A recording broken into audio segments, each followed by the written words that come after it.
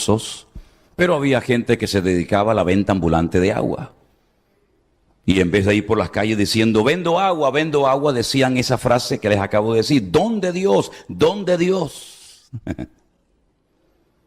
Una tarde calurosa, nuestro Señor Jesucristo se paró en el pozo de Jacob, en la ciudad de Samaria. Y vino una mujer de no muy buena reputación, que digamos, a sacar agua. Y dice la Escritura que el Señor Jesucristo le dijo, cansado del camino, dame algo de beber, dame agua. Y ella le dijo, ¿cómo tú siendo hombre y además judío, me pides a mí, mujer samaritana, que te dé agua? Cuando tú sabes perfectamente que judíos y samaritanos no nos llevamos nada bien, ni nos dirigimos la palabra. Y el Señor Jesús le dijo, si tú supieras quién te pide agua, tú le pedirías a él agua viva. Pero si tú no tienes ni cómo sacarla. Y ahí empezó una conversación que le cambió la vida a esta mujer. Y él se definió como el don de Dios. Porque todos los que beban de ese agua volverán a tener sed. Y tú lo sabes perfectamente. Pero el que bebe del agua que yo ofrezco, nunca más volverá a tener sed. Señor, me parece que tú eres un profeta. Sabemos que tiene que venir el Mesías, pero no sabemos ni cuándo ni dónde. Y le dice, yo soy el que estoy hablando contigo. Vete a buscar a tu marido, dile que venga. Y la mujer le dice, Señor, yo no tengo marido. He tenido 5. Y el que ahora tengo no es mi marido. Dice, bien has dicho. Es verdad, tienes razón, que no tienes marido. Y ahí empezó una conversación que le cambió la vida a esta mujer. Y todo empezó con un simple, dame agua de beber, ¿verdad? Esa era la forma maravillosa que tenía el Señor Jesús de iniciar una conversación con un genuino deseo de alcanzar y transformar esa vida, ¿verdad? ¿Cuánto hemos complicado el evangelio los cristianos, hermano? ¿Cuánto le pedimos a los inconversos, a los pecadores, cosas que tienen que dejar de hacer, cómo tienen que vestirse, cómo tienen que comportarse, y todavía no han conocido ni experimentado el gozo de la salvación? Le decimos, quítese eso del cuello, eso no es de cristiano que usted lleve esa virgen o ese santo. Y usted no puede entrar con esos pantalones ni con esas pintas a la iglesia. Y antes de que la persona se comience a interesar por el evangelio, lo estamos vacunando contra el evangelio. Porque le damos una lista de prohibiciones, esto no se puede hacer, esto tampoco y esto tampoco, pero no le decimos lo que significa conocer el evangelio de nuestro Señor Jesucristo. Y creemos que somos nosotros, con nuestros sermones, con nuestras predicaciones y con nuestras exhortaciones públicas o privadas, las que van a cambiar a la gente. Y el único que puede cambiar las vidas es el Señor Jesús. Porque si lográramos cambiarlos por fuera, pero no por dentro, de nada sirve su cambio. Porque en el infierno habrá muchísimas personas que cambiaron externamente, pero no nacieron de nuevo. El infierno estará lleno de gente santurrona y religiosa. Gente incluso que tal vez llegaron hasta a predicar y a echar fuera demonios y a hacer milagros. ¿No dijo acaso el Señor, yo nunca os conocí, obradores de maldad? Pero Señor, ¿cómo nos dices eso? En tu nombre nosotros echamos fuera demonios. Y en tu nombre hicimos esto, y en tu nombre... Sí, está bien, porque mi nombre tiene poder. Mi nombre tiene poder. El diablo lo reconoce, y el que usa mi nombre va a ver resultados. Pero no significa que esos resultados avalen tu conversión. Porque no es lo que hacemos para el Señor, sino lo que Él ha hecho en nosotros lo que marca la diferencia.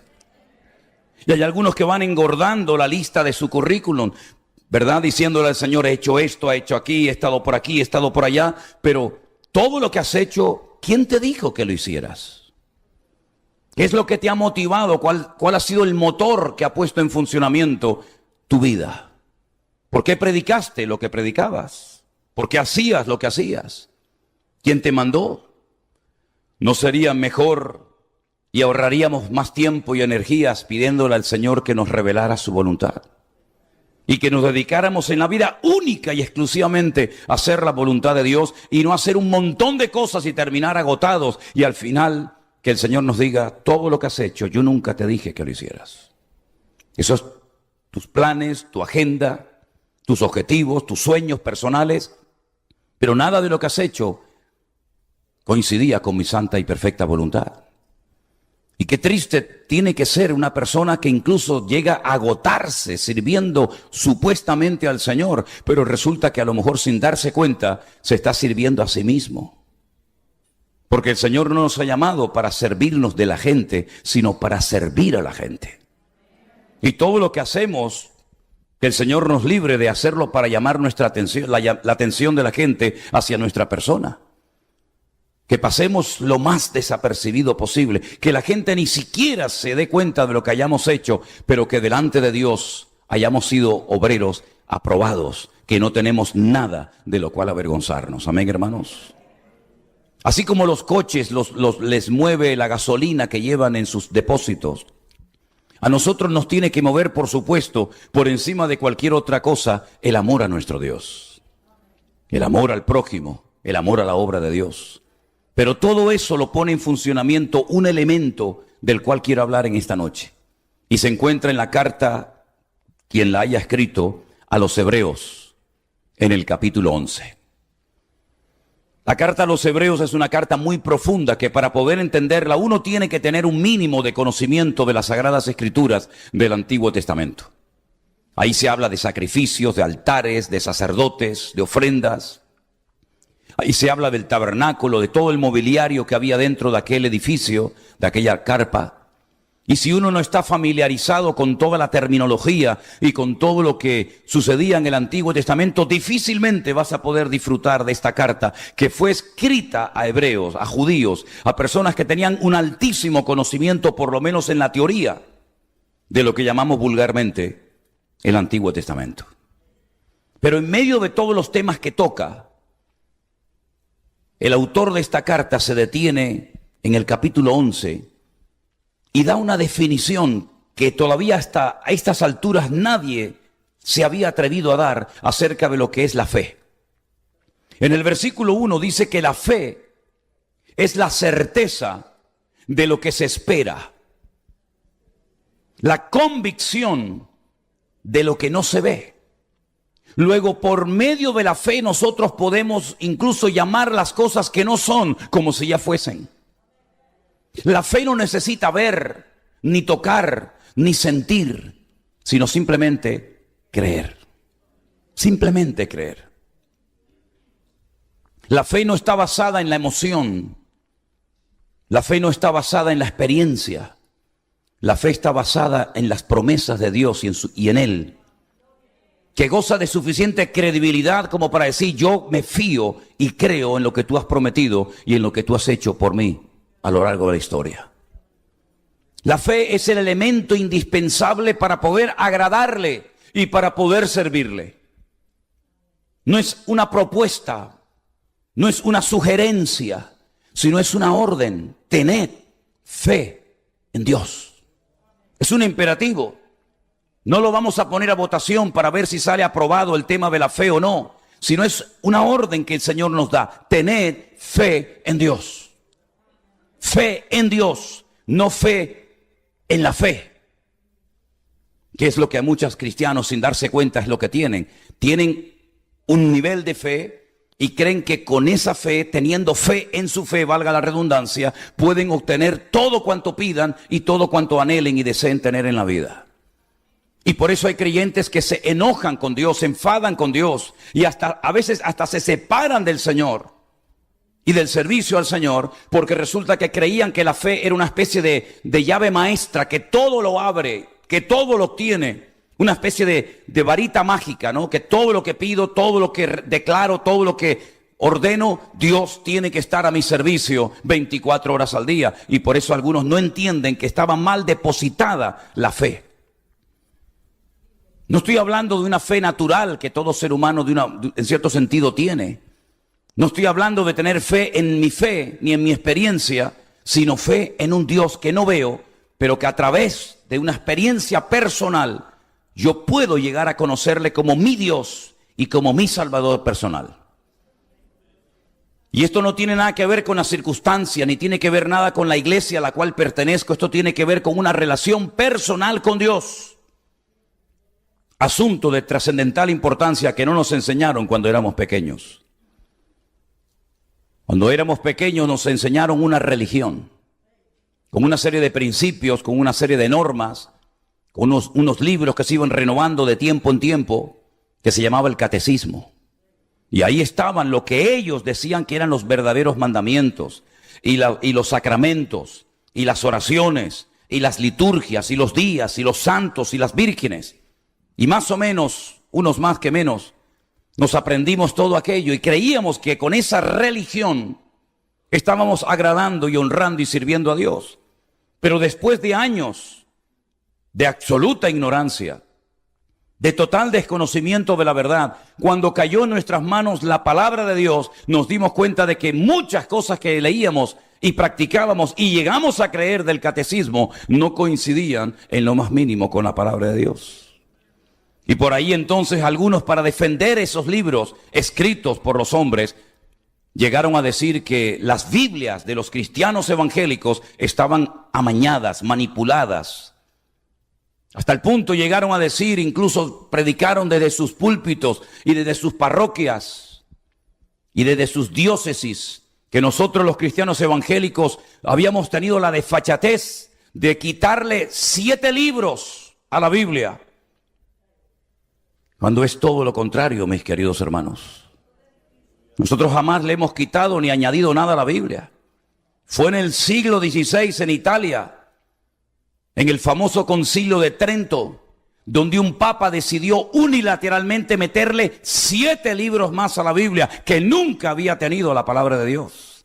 Y ahí añadieron la famosa historia de aquella heroína del pueblo de Israel llamada Judith. Y la historia de aquellos jóvenes llamados los macabeos, un seudónimo, un nombre que les pusieron, no se llamaban los macabeos. Lo que pasa es que la palabra macabeo viene del hebreo macab, que significa martillos.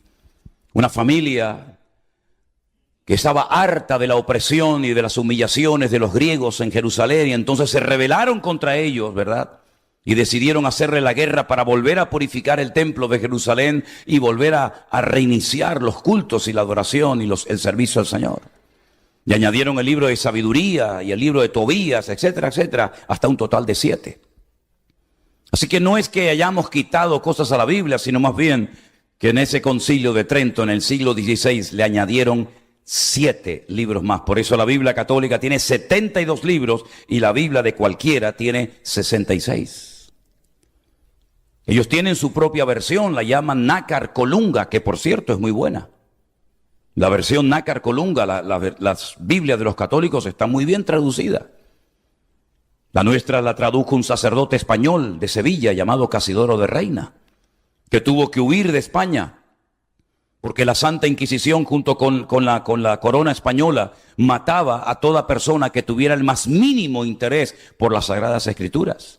Y tuvo que huir a Suiza y posteriormente a Alemania, hasta que finalmente pudo traducir por primera vez en la historia de las lenguas originales, el griego y el hebreo, la palabra de Dios en el castellano antiguo, el castellano de Cervantes, el del Quijote. Y así comenzó una auténtica revolución espiritual en aquel momento, en aquella nación, ¿verdad? Pero mis queridos hermanos, de nada sirve todo lo que hagamos y planifiquemos en un despacho, en una oficina, si lo que nos mueve no es el amor a Dios y nuestra fe en Dios y no en nosotros mismos. Dice la Biblia que sin fe es totalmente imposible agradar a Dios. Usted puede dar todos los diezmos que quiera. Usted puede hablar en lenguas. Usted puede hacer lo que quiera. La lista sería interminable. Sin fe es imposible agradar a Dios. Y he conocido cristianos que están más interesados en agradar a su pastor que en agradar a Dios. Y he conocido a cristianos que tienen casi más fe en el hombre que en su propio Dios. Hasta el punto que saben que a lo mejor lo que se está enseñando en esa congregación, en ese púlpito, no es 100% bíblico, pero como es el ungido del Señor, y como es el pastor y lo amamos tanto y lleva tantos años con nosotros, decimos amén y le permitimos que haga y diga lo que quiera, aunque en lo más profundo del corazón algunos saben que lo que se está enseñando hace tiempo en esa denominación, en esa iglesia, no es 100% bíblico. Y tan culpable es el que enseña una falsa doctrina como el que la acepta diciendo amén y acatándola sin filtrar a la luz de la palabra del Señor. A mí me llama muchísimo siempre la atención el tema de la fe, algo tan importante, un mundo tan variado y tan amplio, que cuando usted estudia el tema de la fe va a ver que se menciona desde 3 puntos de vista diferentes. Dice la Biblia que por gracia sois salvos por medio de la fe. Y esto no de vosotros, pues es don de Dios. La fe como medio para obtener la salvación. Pero luego más adelante, cuando el apóstol Pablo empieza a poner la base y la doctrina de lo que llamamos el cristianismo, la iglesia, resulta que en 1 Corintios capítulo 12, él le dice a los hermanos que hay, por lo menos en esa lista, 9 dones. 9 carismas, 9 manifestaciones diferentes del Espíritu Santo en la vida de una iglesia. Y menciona el don de la palabra de sabiduría, el don de ciencia, el hablar en lenguas, el interpretar, etcétera, etcétera. Y dice, y también el don de fe. Luego es el medio para obtener la salvación, pero también en un momento puntual es una fe especial que Dios le inyecta a la iglesia para apropiarse de ciertas y determinadas cosas que con la fe cotidiana seríamos incapaces de alcanzar. Pero también cuando le escribe la carta a los Gálatas en el capítulo 5 de su epístola, los versos 22 y 23 dice, mas el fruto del Espíritu es amor, gozo, paz, paciencia, benignidad, fe, mansedumbre, templanza. Contra tales cosas no hay ley. Y vuelve a mencionar nuevamente la fe, ahora como parte del fruto del Espíritu Santo en nosotros. Y en 1 Corintios 12 como uno de los dones del Espíritu Santo. Es un tema tan variado, tan interesante que al Señor, cuando lo vemos caminando por las calles de Israel hace 2000 años, había ciertas y determinadas cosas que, entre comillas, le llamaban la atención y él se detenía y se las compartía a sus discípulos. Como por ejemplo aquel centurión que tenía un criado enfermo y llega y le ruega al Señor, pero antes de pedirle, antes de abrirle su corazón y decirle lo que él realmente ha venido a pedir, le dice, Señor, permíteme decirte, como si no lo supiera, que yo soy un hombre de autoridad, yo soy un centurión romano, yo tengo a muchos soldados bajo mis órdenes. Y yo le digo a un soldado, ven para acá y viene inmediatamente, no cuestiona la orden. O le digo a otro, coge esto y llévalo para allá y lo hace porque ellos respetan la autoridad. Yo tengo autoridad, pero tengo una autoridad limitada. Tengo una autoridad sobre hombres, sobre personas, sobre soldados, pero no sobre espíritus malignos, no sobre enfermedades. Pero tú sí tienes esa autoridad, Señor. Y yo solamente lo único que te pido es que des la orden, así como yo doy órdenes y se ejecutan. Yo quiero que tú des la orden para que esa enfermedad que está atormentando, que tiene enfermo a mi siervo, desaparezca ahora mismo instantáneamente. Así que lo único que te pido es que di la palabra y mi criado sanará. Y el Señor, antes de dar la orden, le dice a sus discípulos, ¿estáis oyendo? ¿Estáis escuchando lo que este hombre está diciendo? Este hombre ha descubierto, si me permiten, un secreto. Él ha descubierto el poder de la autoridad que yo tengo y lo ha asociado con el poder de la palabra. Y en todo Israel no he encontrado a nadie que tenga este concepto tan claro. No hay nadie en Israel que tenga más fe que este hombre, ni Nicodemo, ni Anás, ni Caifás, ningún escriba, ningún fariseo. En todo Israel, y ya lo conocía muy bien Israel, no hay nadie que hable y se comporte como este hombre. Así que tranquilo, vete a tu casa ahora mismo tu criado ha sido sanado. Demostrando que el Señor no tiene ningún tipo de limitaciones, ni de espacio, ni de tiempo, ni de ninguna otra índole, sino que la palabra viajó y llegó al hogar del centurión antes de que éste llegara. Y me llama la atención que el Señor le impactó la fe de este hombre. Pero ojo, también le dijo a uno de sus discípulos: ¿por qué dudaste? ¿Por qué dudaste? Empezaste bien. Saliste de la barca, sabías que era yo el que te llamaba. Caminaste por encima de las aguas, pero no sé qué te pasó. Y tuviste que clamar y yo te levanté y volvimos a la barca caminando. Y ahora te digo, ¿por qué dudaste, hombre de poca fe? Y el otro día compartía, ya no sé dónde, cuando el Señor estaba en Capernaum. Cafer, Naún, el pueblo de Naún, está en la casa y ya la gente no cabe. La casa estaba rotada y dice que descubren el techo, era paja, eran hojas de palmera, y de repente bajan a un paralítico y dice el Señor: cuando Jesús vio la fe de ellos. Luego Jesús puede ver la fe que tenemos hoy. No podemos decir: hermano, voy a traer el domingo al culto la fe para que vean qué grande es la fe que yo tengo. Vamos a medirla, vamos a pesarla, vamos a fotografiarla y subirla a las redes sociales para que todo el mundo vea cuánta fe tenemos en nuestra congregación. No, es algo como abstracto, algo que no se puede tocar, no es tangible. Pero el Señor sabe cuánta fe tenemos en esta noche. Y el Señor sabe también la calidad de la fe que tenemos.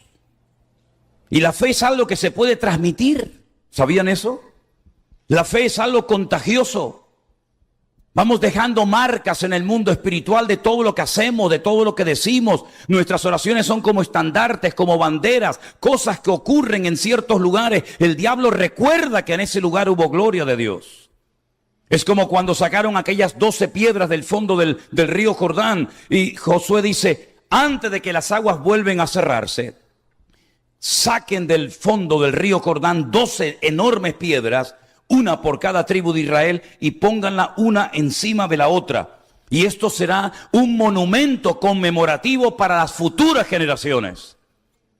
Y hay en varios sitios de Israel este tipo de monumentos. No es el de la época de Josué, pero hay en varios sitios de Israel. Por ejemplo, cuando vas por las carreteras, en algún cruce, llegando a Galilea, recuerdo que hay otro, que hay unas piedras enormes, una encima de la otra, exactamente igual que aquel monumento que hizo Josué. Y le preguntaron y le dijeron: ¿y esto qué significado tiene? ¿Para qué lo hacemos? Dice: para que el día de mañana vuestros hijos sepan que aquí el Señor hizo un milagro y las aguas del río Jordán se abrieron. Y hay otros momentos en los que el Señor le dio un sueño tremendo a Jacob, donde vio una escalera por la cual subían y bajaban ángeles. Y entonces cogió aceite y ungió la piedra para recordar que en ese lugar el Señor le mostró algo especial que nunca en su vida Jacob olvidaría. Y hay muchos momentos en la Biblia en los que se marcaban lugares, se cambiaba el nombre incluso hasta de personas, por lo que el Señor había hecho, por el milagro que había sucedido. Es como lo que ocurrió en el monte Moriah, cuando el Señor le dice a Abraham: sube al monte Moriah y construye un altar y sacrifícame a tu hijo. Ahí quedó una marca indeleble en el mundo espiritual. Ahí el Señor levantó una bandera al mundo espiritual, y Satanás sabe que ese lugar es un lugar especial. Por eso durante toda la historia de la humanidad siempre ha habido guerra por ese trozo de terreno, porque es un lugar donde Dios marcó una señal y todo el mundo lo sabe, sobre todo en el mundo espiritual. Así que todos los actos que tú hagas, queriendo o sin querer, vas dejando una marca en el mundo espiritual detrás de ti. Es como cuando vas navegando en barco y ves en la popa del barco como hay una estela. Ya el barco hace mucho rato que pasó por allí, ya no está allí. Pero miras hacia atrás en el horizonte y ves como todavía el agua se mueve por el efecto de las turbinas, por el efecto de las hélices, ¿verdad? Exactamente igual, tú vas dejando una estela detrás de ti. ¿Qué es lo que estamos dejando? ¿Qué rastro estamos dejando para las futuras generaciones? ¿No les ha llamado la atención que la Biblia dice: el Dios de Abraham el Dios de Isaac y el Dios de Jacob. ¿Y eso qué significa? Que ellos supieron transmitir la fe, que ellos supieron transmitir el conocimiento, que ellos supieron transmitir la palabra y el amor al Señor, y no se quedaron herméticamente la bendición, sino que se la compartió Abraham a su hijo Isaac. Y por eso vemos que en la lista de los héroes de la fe se menciona, por ejemplo, a Abraham, que se conoce como el padre de la fe. Y fíjense qué impacto hizo Abraham en la vida de su hijo, que cuando su hijo ya es grande, él quiere imitar todo lo que hizo su padre. Por ejemplo, la Escritura dice que hubo un momento en el que hubo sequía, hubo hambre, hubo escasez de alimento y de agua en Canaán. Y entonces Abraham desciende a Egipto, ¿se acuerdan? Y en Egipto es cuando le dice a su esposa: antes de entrar en Egipto te voy a decir algo. No le digas a nadie que eres mi mujer, porque eres tan hermosa. Miren la edad que tenía Sara en esa época. Eres tan hermosa que cuando el faraón te vea, te va a querer como mujer y a mí me van a matar. Entonces, para que no me hagan daño, diles que eres mi hermana. Qué tremendo, ¿no? ¿Qué te parece? Y entonces todos sabemos el resto de la historia. Cuando años más tarde su hijo Isaac está en Canaán y vuelve otra vez la hambruna, la sequía a Canaán, ¿qué es lo que quiere hacer Isaac? Lo mismo que hizo su padre. Lo que vio en su padre, el ejemplo que su padre le dejó, es que en momentos de crisis descendió a Egipto. Y él entonces se quiere ir a Egipto. Pero Dios le dice: no, no vayas a Egipto. Tú no tienes que descender. Pero Señor, aquí no hay agua. Me han cegado los pozos. Yo abro un pozo y vienen y le echan tierra y piedra encima. Y el Señor le dijo: tú no vas a descender a Egipto. Tú vas a sembrar aquí. Pero Señor, aquí no hay agua. Yo vivo en el desierto. No es una tierra fértil. No es una buena tierra. ¿Cómo voy a sembrar en el desierto? Y el Señor dijo: tú te vas a quedar aquí y vas a sembrar. Y ese año, en obediencia, Isaac sembró y dice que cosechó a 100 por 1. Y los filisteos le tenían envidia y celos, porque la bendición de Dios siempre, no sé por qué, despierta los celos y las envidias en los que no tienen su corazón alineado con el Señor. En vez de gozarte en la bendición del hermano, resulta que hay que ponerle la pierna encima al hermano, porque resulta que tiene más que tú, o Dios lo ha usado más que tú, y entonces empiezan las rivalidades. Y dice la palabra de Dios que ese año, sembrando en el desierto, con pocos recursos, el Señor lo bendijo de tal manera, porque no depende del sitio donde vives, mi hermano. Depende del Dios que tienes. El Dios de los nicaragüenses es igual que el de los norteamericanos. El Dios de Honduras, de Salvador, el Dios de China, de Japón y del mundo entero es igual que el de Manhattan, igual que el de San Francisco, Las Vegas. Lo que pasa es que a veces creemos que el Dios de los americanos es más poderoso que el Dios de los centroamericanos. Y se equivocan rotundamente. El Señor no necesita de tu esfuerzo. El Señor lo que quiere ver es tu nivel de fe. Porque conforme a tu fe será hecho. Vivas donde vivas y trabajes o te dediques a lo que sea. Pero hay muchos cristianos que han entrado en ese juego de pensar que aquí voy a ser más prosperado y más bendecido que allí. Y veo a muchos cristianos afanados y trabajan y trabajan y trabajan. Hasta que Dios dijo en marzo del 2020, ¡basta! A esos hombres que están todo el día trabajando, que le dicen a sus esposas: vete tú al culto que yo estoy muy cansado. No tengo tiempo para ir a la iglesia y escuchar predicaciones y orar y participar en la iglesia. Por eso, de un tiempo a esta parte, el Señor está haciendo algo tremendo. No sé si ustedes se han dado cuenta. De toda la vida, el 75%, y son estadísticas oficiales, el 75% de la asistencia a cualquier iglesia evangélica eran mujeres. Y un porcentaje muy pequeño de hombres. Pero cada vez estamos viendo que más hombres se están convirtiendo y entregando al Señor Y no es una competencia, sino simplemente que ha llegado el momento de que usted como hombre se levante y ponga su mano en el arado y usted pueda superar en espiritualidad, ¿por qué no?, a su esposa, y que usted sea el cabeza del hogar y no la cola, y que usted pueda verdaderamente marcar una diferencia en la vida de sus hijos. Y si no, miren esta tarde cuántos hombres hay en esta reunión. Hace años esto no pasaba. Y había una crisis de liderazgo. Y por ahí encontramos a mujeres en la iglesia haciendo de todo. ¿Por qué? Porque ¿dónde están los hombres? Entonces Dios dijo, sí, 2 meses nos encerró dentro de nuestras casas. Sin iglesia, sin nada. Ahora sí que vas a tener tiempo para leer la Biblia, ¿eh? Ahora sí que vas a tener tiempo para orar. Y por ahí apareció un loco de España, con un telefonito, hablándote todos los días para que supieras que el Señor cuenta contigo, mi hermano. Aleluya, gloria a Dios, gloria a Dios. Así que, hermanos, la fe tenemos que usarla, porque en el cielo no la vamos a necesitar absolutamente para nada. Es cierto que a veces uno dice, pero Señor, esto es demasiado grande. A veces me asusto de todo lo que Dios está haciendo, créame. Porque nadie nos enseñó a trabajar con una iglesia virtual. Y con gente que de la noche a la mañana te abrazan y te pellizcan y te saludan y te dicen, hermano, le amamos. Digo, sí, le amamos. Es como uno más de la familia, digo. Ah.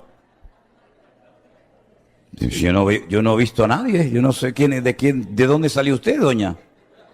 ¿Verdad? No, yo le amo, yo me acuesto con usted todos los días. Digo, tranquila. Y me levanto con usted, digo, bueno, déjeme tranquilo un día, déjeme un día libre. Yo no soy Superman. Y yo me acuerdo, y ustedes lo saben perfectamente, que cuando llegó un desafío muy grande a la vida de ciertos y determinados personajes de la Biblia, clamaron al Señor. Porque Él es nuestro pronto auxilio en las tribulaciones. Y desde la angustia invoqué al Eterno y Él me respondió. Y por ahí estoy pensando en una mujer llamada Miriam o María, como lo dice el Nuevo Testamento en la Reina Valera. Una mujer jovencita, como se casaban y se siguen casando las judías en Israel, muy jovencitas, ¿verdad? Ya estaba comprometida con su marido, también de la misma tribu de Judá, y de repente se le presenta en su casa nada más y nada menos que el arcángel Gabriel. El arcángel Gabriel no se le aparecía a cualquiera para decirle, hola, ¿qué tal, cómo estás? Sino es el arcángel que trae mensajes trascendentales a las vidas de las naciones o de los pueblos o de las personas. Se le apareció Daniel en Babilonia. Y ahora se le presenta a esta joven y le dice, bueno, la Reina Valera dice, salve. Salve, muy favorecida, bendita tú entre las mujeres.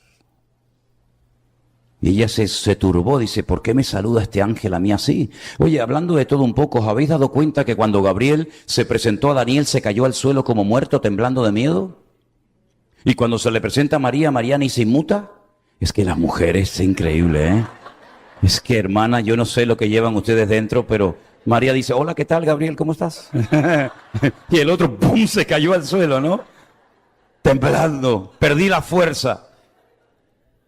Bueno, vengo a decirte que eres el instrumento escogido por el eterno Dios para la salvación de Israel y de las naciones de la tierra. Y aquí darás a luz un hijo, llamarás su nombre Jesús. Él salvará a su pueblo de sus pecados. El Señor Dios le dará el trono de David su padre y reinará sobre la casa de Jacob para siempre y su reino no tendrá fin. Y María dice, muy interesante el tema. Pero una pregunta, ¿y cómo se va a hacer todo esto? Porque veo que el plan ya está perfectamente trazado y diseñado, pero ¿cómo? Y le dice el ángel Gabriel, lo que es imposible para los hombres es posible para Dios. El Espíritu Santo vendrá sobre ti y te cubrirá. Y entonces dijo, he aquí la sierva, la esclava del Señor. Ahora vete tú a tu padre a tu madre, a tus primos, a tus amigos, tus vecinos. Vete tú a tu futuro marido y dile que te has quedado embarazada así, sin hacer nada, por un milagro del Señor. Nadie la iba a creer. Jamás nadie iba a aceptar semejante cosa. Incluso José planeó algo diciendo, la voy a dejar, como diciendo, fíjate, la dejó embarazada y ahora la abandona, el desgraciado este. ¿No? Pero el Señor dijo, no la abandones, porque lo que en ella está es santo. Dios ha puesto a su amado Hijo en su vientre. En el Talmud, yo no sé si conocéis algo del Talmud. El Talmud es una enciclopedia enorme que tardas más de 7 años y medio en leerlo. Toda la tradición, las conversaciones, las preguntas, la respuesta, ahí está la Totafot, la Gemara y tantas cosas. Hablan barbaridades de María. Cuenta el Talmud que un centurión romano llamado Pantera la violó y después ella para ocultar su pecado, porque también había participado en todo aquello, pues dice que el Señor la había dejado embarazada, y es una barbaridad lo que el Talmud dice acerca de su embarazo. Porque nadie quería recibirla en la casa. Una chica a punto de dar a luz, se había corrido la voz, cuidado con esta. Cuidado con esta mosquita muerta. ¿Sí? Nadie quería tener contacto con una joven que había perdido su virginidad antes del matrimonio. ¿Verdad? Nadie quería saber nada con eso. Vete allí a parir con los animales, pero aquí en casa tú no eres digna de entrar. Es increíble. Y cuando tienen al niño se tienen que ir al extranjero durante 2 años. Pero no se preocupen por nada, porque el Señor mandó a magos de Oriente con una fortuna en oro, en incienso y en mirra, para que puedan ir a Egipto, donde no van a ser muy bien recibidos ni amados, porque ustedes destrozaron a Egipto, sus antepasados, destrozaron el país hace cientos de años, y ahora van allí a buscar trabajo. Nadie te va a dar trabajo a ti, ¿verdad? Pero el Señor lo tenía todo planeado. El Espíritu Santo hizo una obra tremenda, cosa que el hombre todavía hasta el día de hoy cuestiona, se burla y se ríe y no lo acepta. Exactamente igual le pasó a aquel jovencito que ni siquiera llegaba a la edad de poder enrolarse en el ejército del rey Saúl. Cuando va con aquella comida, ¿verdad? Y previamente se la da al rey y a sus hermanos. Y dice, pero ¿qué pasa? Hay un ambiente aquí de negatividad, hay un pesimismo. ¿Qué les pasa? Están vuestros rostros pálidos. Y le dicen, es que un gigante llamado Goliat lleva 40 días amenazándonos. Está pidiendo un hombre. Nos está proponiendo un nuevo sistema, ¿verdad? De enfrentarnos unos a los otros. No vamos a ir 1000 contra 1000 o 10.000 contra 10.000, sino 1 contra 1. Y el que gane, gana la batalla y se lleva el botín. Y me imagino David frotándose las manos, dijo, uy, qué fácil está esto, ¿no? Fantástico, 1 contra 1, gloria a Dios, ¿qué problema hay? Dice, pero es que este hombre mide 3 metros de altura, es un profesional de la guerra, es el Rambo de los filisteos. Y el rey está muerto de miedo en la tienda de campaña y le dice, no se preocupen, quiero hablar con el rey inmediatamente. Lo llevan a la tienda de campaña del rey Saúl y le dicen, este muchacho quiere hablar con usted, señor. ¿Qué quieres? No se preocupe, oh señor rey mío. Yo voy a ir a pelear contra el gigante Goliat. Pero ¿cómo vas a ir tú a pelear contra el gigante Goliat? Enano, que no tienes un armamento. Mira, coja mi armadura y se la ponen. Coja mi casco, mi jabalina, toda la coraza, pónganselo a él. Y dice que lo armaron con las vestiduras de Saúl y dice que probó a andar y era incapaz de moverse. Y le dice, es que yo no sé moverme con esto. Si no te sirve a ti la barbadura, rey, ¿me va a servir a mí? ¿Por qué no te la pones tú? Yo me voy solo, con mis piedritas en el bolsillo, pero llevo un secreto.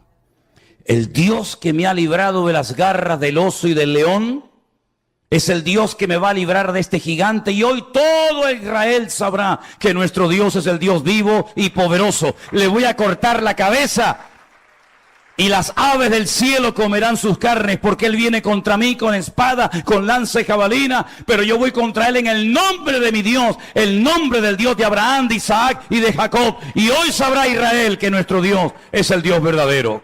¿Cuántos dicen amén? No tengan miedo de los desafíos. Desafíos vendrán y Dios busca valientes. Dios busca valientes. Qué linda la historia de Abraham, sí, pero vívela tú. Vívela tú. Sal de los Estados Unidos. Deja tu casa, tu coche, tu trabajo y sal. Y le dice, ¿y a dónde? Dice, ya te lo diré. Pero es que si salgo de mi casa, mi padre me va a desheredar, mi familia se va a reír de mí, me va a decir, pero ¿qué Dios es ese que te llama y no te dice ni a dónde te lleva?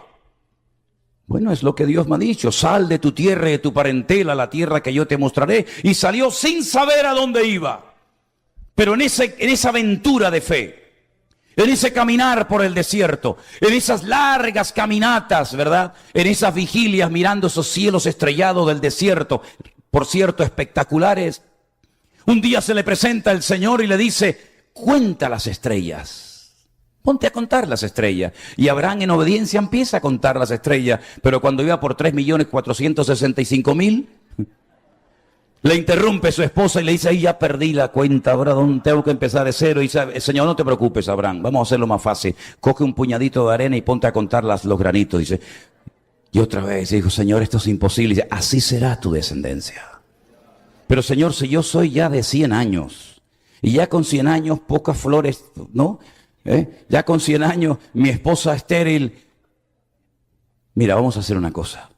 Vamos a empezar por cambiarte el nombre. Los astrólogos de Babilonia, donde tú vivías, cuando los niños nacían, los colgaban en brazos, salían a una noche estrellada, miraban las estrellas y supuestamente interpretaban las constelaciones, los símbolos del zodíaco, y le asignaban a un nombre y ya lo marcaban de por vida. Y a ti el nombre que te pusieron no coincide con el plan que yo tengo para tu vida. A ti te pusieron padre enaltecido, nada más lejos de la realidad. Yo quiero que seas Abraham, padre de pueblos, de naciones, de multitudes de personas. Y entonces va a su esposa y le dice, a partir de hoy me vas a llamar Abraham. Y la mujer se le echa a reír. Y le dice, ¿por qué te tengo que llamar así? Dice, porque vamos a ser padres. Y la mujer se mató de la risa. Y el Señor le dice, ¿por qué se rió tu esposa? Pregúntale por qué se rió. Y le dice, Sara, ¿por qué te has reído? Y dice, no, yo no me reí de eso, tú sí te has reído. Vas a tener un hijo y vamos a demostrar si verdaderamente las promesas de Dios se cumplen, sí o no. Pero pasaron 30 años, sí, 30 años, y el niño no venía. Y entonces un día su esposa viene y le hace una propuesta y le dice, mira, yo no sé si interpretamos mal la voluntad de Dios, pero aquí esto no funciona, hijo. Yo tengo una criada que nos la regaló el faraón cuando nos fuimos de Egipto. Uy, qué curioso, te fuiste de Egipto, pero Egipto se te metió en la casa. Ten relaciones con ella y a lo mejor por ahí viene la bendición. Y el viejo, sin pensarlo 2 veces, dijo, lo que tú quieras, cariño. Y al poco tiempo quedó embarazada Agar. Y nació un hijo que se llamó Ismael. Y Abraham estaba contentísimo con el hijo. Por fin se cumplió la promesa. Pero ahora le viene el jarro de agua fría encima. El Señor le dice, coge al niño y a la madre y échalos fuera. Que los eche fuera. Sí, dales un cántaro de agua y lánzalos al desierto. Señor, en el desierto del Negev hay 50 grados a la sombra. Si yo mando a mi hijo con su madre, Agar, al desierto, los estoy condenando a la muerte. Y el Señor le dijo, yo cuidaré de él. Y fue la primera vez que un ángel se le presenta a una mujer en la Biblia y le dice, será un Pere Adam, un salvaje hombre. No un hombre salvaje, sino un salvaje hombre. Todos contra él y él contra todos. Por su espada vivirá y 10 naciones saldrán de sus lomos. Y ahí nacieron las naciones árabes, que son ricas y prósperas. Y tú dices, ¿qué tiene esta gente? Arena por todos los lados. Pero ponen de rodillas al mundo cuando les dé la gana, porque tienen el petróleo. Ay, amigo. Y ahora subimos el barril, y ahora lo bajamos, y ahora producimos mucho, y ahora producimos poco. Ahí está la descendencia de Abraham. Y entonces Abraham dice, pero ahora no tengo hijo. Dice, es que ese fue el hijo en la carne. En la carne tú y yo somos capaces de hacer muchas cosas. Y puede ser que funcionen, pero en la carne no nos movemos en el Señor, sino en fe y en obediencia. Y cuando nació Isaac, que significa, Él te hará reír. Cuando ya por fin Abraham ha entendido que el plan de Dios no pasaba ni por Agar, ni por Ismael, sino por Isaac, su heredero, el Señor le dice, en Él serán benditas todas las naciones de la tierra. Y ahí está Abraham contentísimo con su hijo, pero una mañana Dios le vuelve a hablar y le dice, Abraham, tengo una noticia que darte. Abraham conocía perfectamente la voz de Dios. Él sabía cuál era la voz de Dios de otras voces. Y le dijo, habla, Señor, dime, ¿qué quieres que haga? Y dice, coge a tu hijo, a tu único hijo, al que amas, a Isaac. Fíjate la cantidad de datos que le da. Coge a tu hijo, tu único hijo, tu primogénito, al que amas, a Isaac, para que no quede duda, ¿será el otro? No, es este. Y vete a lo alto del monte Moriah y sacrifícalo sobre un altar. Otro jarro de agua fría encima. Ahora que lo tengo, ahora me lo pides. Y ahí camina el viejo Abraham 72 horas desde Beersheba, el sur del desierto del Negev, hasta el monte Moriah en Jerusalén. Y cuando llegan a un lugar con sus criados, con sus siervos, con sus animales, les dice, espérennos aquí, ustedes quédense aquí. Porque en aquel monte es donde el Señor me mandó que fuera con Isaac. Quédense aquí, que nosotros iremos, adoraremos y volveremos. ¿Eso no es fe? Entonces, ¿qué es? Y cuando iban por el camino, Isaac, que sabía perfectamente cómo se hacía un sacrificio, le pregunta a su padre, padre, la leña la llevamos, perfecto, el cuchillo lo llevamos, el fuego también, pero papá, se nos olvidó lo más importante, el cordero. La víctima, ¿dónde está? Y en hebreo, en español no se ve, pero en hebreo le dice, el Señor proveerá, y con las primeras letras de cada una de estas expresiones le dice, el Señor proveerá de cordero. Isaac tenía 40 años. Ay, hermano, yo no sabía eso. Bueno, ya lo sabe. Pero yo siempre aprendí en la escuela dominical que Isaac era un niño chiquitito. No, era un hombre hecho y derecho de 40 años. Y cuando dice iban yahad, iban juntos, quiere decir que el padre sabía que su hijo era la víctima, pero la víctima sabía que él también iba a morir ese día. Pero él, en sometimiento absoluto, en rendición absoluta al padre, acepta la voluntad de Dios, aunque no la entienda, porque no siempre vas a entender la voluntad de Dios, porque no siempre va a coincidir con la tuya, porque no siempre va a ser agradable, pero la voluntad de Dios es santa, agradable y perfecta, aunque no la entienda.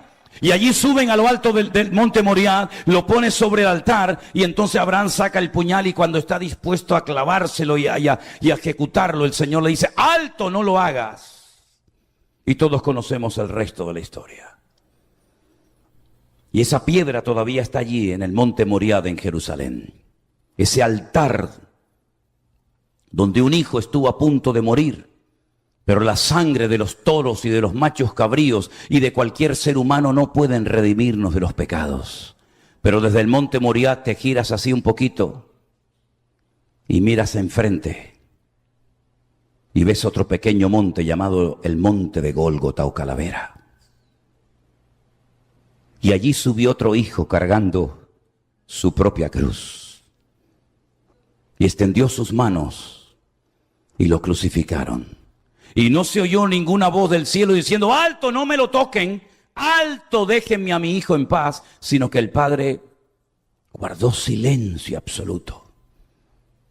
Y entonces el hijo alza la mirada al cielo y dice, Dios mío, ¿por qué me has desamparado? Porque era la única manera de redimir a la raza humana de sus pecados. No es por religiones, no es por sacrificios, no es por penitencias, no es por velas, sino es por la sangre de Cristo que quita el pecado del mundo. Y tienes que morir, hijo. Y tengo que abandonarte. Tengo que darte la espalda. Porque todo el pecado de la raza humana, desde Caín, desde Abel, desde Adán y Eva, te lo he puesto sobre tus hombros y yo soy santo y no puedo tener comunión contigo en este momento, hijo. Entonces el hijo le dice: Padre, en tus manos encomiendo mi espíritu. Ya que mi carne me la van a matar y me la van a machacar, por lo menos lo que llevo dentro, en tus manos encomiendo mi espíritu.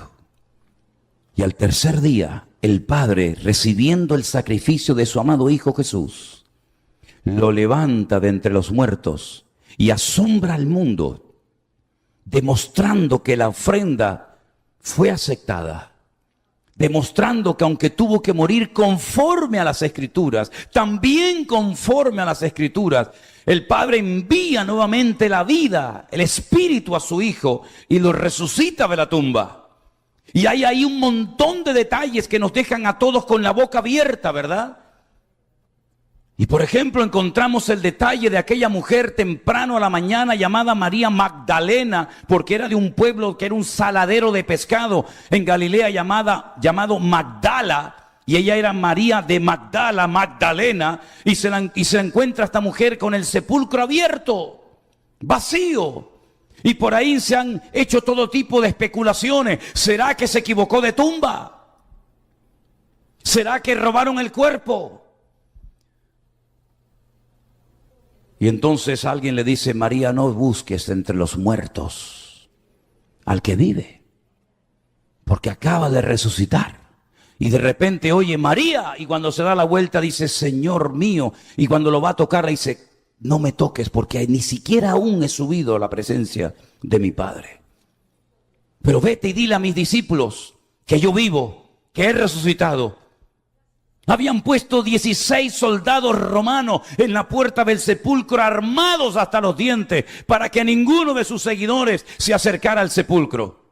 Habían puesto un precinto romano que cualquiera que lo quebrantara sería reo de muerte. Habían puesto una piedra de casi 4.500, 5.000 kilos de peso, rodando así herméticamente para que no se pudiera nunca más volver a abrir. Todo fue inútil. Y como siempre he dicho y se los recuerdo, la piedra no se quitó, no se rodó para que pudiera salir el Señor, ¿verdad? No. La piedra no se rodó, no se quitó para que el Señor pudiera salir, sino se rodó para que tú pudieras entrar a ver que no está dentro. Porque la tumba está vacía hasta el día de hoy. Apláudele fuerte al Señor, aleluya. Porque Él vive y ha resucitado de entre los muertos y está aquí en esta noche. Y a su nombre, gloria al que vive, aleluya. Y entonces va María Magdalena a la casa donde están reunidos, probablemente la misma casa donde el Señor partió el pan y el vino días atrás. Probablemente la misma casa donde fueron llenos del Espíritu Santo en el día de Pentecostés. Y entra corriendo, dice: lo he visto, he hablado con Él, está vivo. Y entonces salen corriendo dos. No sé por qué no fueron corriendo los demás. Solamente dos. Pedro salió corriendo, Juan salió corriendo. Juan dice que llegó primero al sepulcro, pero no se atrevió a entrar. Pero Pedro, ya saben cómo es, entró, y el Evangelio según San Juan dice: entró, vio y creyó. Entró, lo entiendo. Vio, más o menos. Pero lo de creer no lo entiendo. O no lo entendía. ¿Qué fue lo que vio para decir ahora creo? Vio sus ropas, el sudario puesto allí, sin romperse en una explosión, sino vio el sudario puesto allí con la forma de que alguien estaba dentro, envuelto en él, pero no estaba nadie dentro. ¿Y por dónde salió? Es como cuando ponemos una almohada, ¿no? Y la tapamos, como estos en Alcatraz, ¿se acuerdan? Que pusieron así con aquellas cabezas. Parece que estaban, pero no estaban. Y cuando Pedro entró, vio aquello, dijo: pero ¿por dónde salió? Entonces ahora entiendo que él entró, vio y creyó. Ya creo en Él. Sí, pero tú ya no eres uno de ellos. ¿O es que acaso te has olvidado que hace 3 días dijiste públicamente, yo no le conozco, yo no sé quién es? ¿De qué sirve ahora que digas que crees? Tú te desconectaste, tú apostataste de la fe en el Señor. Y entonces se vuelve a presentaros otra vez el Señor a María Magdalena y le dice, dile a mis discípulos y a Pedro. Esos matices, qué interesantes, ¿verdad? Que vayan a Galilea, que allí me los voy a encontrar. Y caminan casi una semana para poder llegar allí. Y muy temprano a la mañana en el mar de Galilea se encuentra el Señor unos pescadores y resulta que son ellos, sus discípulos. Otra vez, 3 años después, vuelven otra vez a aquellas redes y barcas que dicen que las habían dejado, pero no las habían dejado porque ahí las tienen otra vez. Y el Señor grita desde la orilla, ¿habéis pescado algo? Y le dice, no, toda la noche hemos intentado pescar y no hemos pescado nada. ¿Toda la noche? Sí, toda la noche. Qué curioso, ¿no? Hace unos días atrás les pedí que oraran conmigo un ratito y se quedaron dormidos. Y ahora estás toda la noche y no te entró sueño ni cansancio. Es como esos hombres que se pegan hasta las 4 de la mañana viendo películas en televisión o chateando, vete tú a saber con quién. Y después resulta que le dice, vamos a orar un ratito y dice, ay no, que estoy muy cansado, tengo sueño, mañana me tengo que levantar a trabajar. Si estás cansado para lo que te interesa. Para las cosas tuyas nunca estás cansado ni tienes sueño. Pero cuando hablamos de las cosas del Señor, siempre estás cansado, siempre tienes que o lavar el coche, o cambiar el aceite al coche, o visitar a no sé qué cliente. Qué rollo patatero tienes. Qué mal te lo montas, amigo. ¿A quién pretendes engañar? Que ya no eres un niño ni un crío de 15, 18 años, hombre. Que ya eres un hombre hecho y derecho. Y el Señor se te presenta y dice, ¿has pescado algo? Dime qué has hecho con tu vida. Trabajar y pagar deudas. Pero para mí, ¿qué es lo que has hecho? Ya está bien de perder el tiempo, mis queridos hermanos. Esta lista de Hebreos capítulo 11 que ni siquiera he tocado más que un simple personaje. Podríamos estar meses hablando de este tema. Todos fueron hombres y mujeres que pagaron un precio. Dejaron casa, dejaron familia, dejaron amigos. Entraron en una aventura con Dios, que es la mejor aventura que podemos tener. Dicen que era judío Cristóbal Colón cuando fue a la reina Isabel de Castilla y Fernando de Aragón y le dijo, majestades, quiero que me financien un viaje, quiero ir por otra ruta, quiero ir por otro sitio a las Indias. Y le dijeron, pero no vas a poder ir, la tierra es plana. Te vas a caer cuando llegues al final del mar. Y él dijo, no, majestad, yo he leído en la Biblia que nuestro Dios está sentado sobre el círculo de la tierra. Y eso está en el diario personal de Cristóbal Colón en la ciudad de Sevilla, en el Museo de las Indias. Y después de mucho rogar y pedir y suplicar, estos reyes terribles le financiaron a este caballero y se vino aquí y se encontró con algo que decían que no existía, que ya no hay más mundo más allá. El último pueblecito, la punta que más sale de España se llama Finis Terre. El fin de la tierra, no hay más tierra. Si vas para allá no vas a encontrar nada, te vas a morir. Hay dragones, hay animales mitológicos que van a terminar despedazando las naves. Es una pérdida de tiempo y de dinero. Y por eso en el antiguo escudo español aparecía una frase en latín que decía non plus ultra, no más allá. Pero cuando él regresó y trajo evidencia de que sí había vida, y sí había civilizaciones, y sí había cultura y animales, etcétera, etcétera, tuvieron que cambiar el escudo español y ya no dice non plus ultra, ahora dice plus ultra, hay más allá. Y yo no sé lo que ha sido tu vida, llena de sacrificios, de penalidades, Ya no puedo más, ya no aguanto más, se me han ido los años, he criado los hijos, he pagado esto, he pagado lo otro, y ya estás como ya tirando la toalla. Pero el Señor hoy te dice, cosas que los ojos no vieron, ni oídos oyeron, ni han subido al corazón del hombre, son las que Dios tiene preparadas para los hombres y mujeres que le aman a Él, aleluya.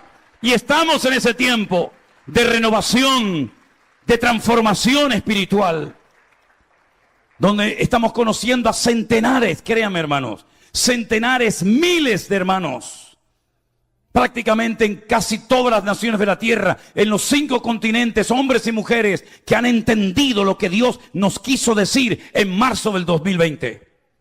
¿O creen que fue casualidad aquello? ¿Creen que fue casualidad que muchos no pudieran ir a trabajar ni a estudiar y que estuvieran todo el santo día en casa? ¿Fue casualidad? Fue tal vez una de las últimas oportunidades para que la iglesia despierte de su letargo espiritual. Yo tengo una convicción personal, si me permiten voy a darla. Mi opinión es que desde hacía siglos Dios no hablaba tan claro a la iglesia. La iglesia entró como una especie de letargo, una especie como de adormecimiento, de confort, ¿verdad? Pero el Señor dijo, basta. Vuelvan a las Escrituras. Vuelvan a la sencillez del Evangelio.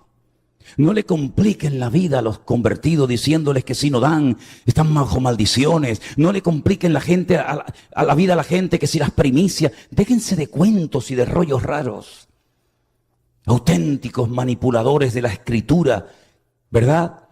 El Señor dijo, basta, métanse conmigo en mi secreto, lean la palabra, descúbranme, conózcanme a mí, para que cuando termine esta etapa y vuelvas a tu iglesia, si es que quieres volver, no digas amén como los borregos, sino diga, un momento, eso no está en la Biblia, pastor. Es que yo soy el pastor y yo soy un hijo de Dios y yo no puedo decir amén a lo que no es bíblico. A eso nos llevó el Señor, a una reestructuración de nuestra vida cristiana con el Señor. Una cosa es el respeto, faltaría más. Una cosa es el amor, el cariño a una persona, pero no significa que yo porque sea el pastor pueda hacer lo que me da la gana en la iglesia. Yo no soy el dueño de la iglesia, ni el dueño de nadie. Nuestro dueño es el Señor. De hecho, cada vez que usted dice la palabra Señor significa amo, dueño. Pues, ¿cómo llamamos al Señor, Señor, si luego no hacemos su voluntad? Así que mis queridos hermanos, les invito a que cierren sus ojos en este momento. Créanme, minutos antes de subirme aquí estaba tan cansado que yo digo, Dios mío, qué terrible es predicar cansado. Pero si les confieso que ahora sería capaz de predicar 8 horas, de verdad se lo digo. Pero miren, lo importante es que lo que hemos oído en esta tarde lo pongamos en práctica. ¿Cómo está su fe, mi hermano? ¿Cómo está su fe, hermana? ¿Tiene bien claro su comunión y su relación con el Señor? Estamos aquí de paso, por mucho que podamos hacer, por muchos años que podamos vivir. Estamos de paso. Y el Señor nos dice hoy a través de su palabra, lo que tengan que hacer, háganlo pronto. Que no queda mucho tiempo. Es la realidad. No queda mucho tiempo. Probablemente somos la iglesia más cerca de los últimos tiempos que jamás ha pisado este planeta Tierra. Por eso, si tú en esta tarde todavía no le has entregado tu vida a Jesús, ¿qué esperas? ¿Qué más necesitas ver? ¿Qué más necesitas ver?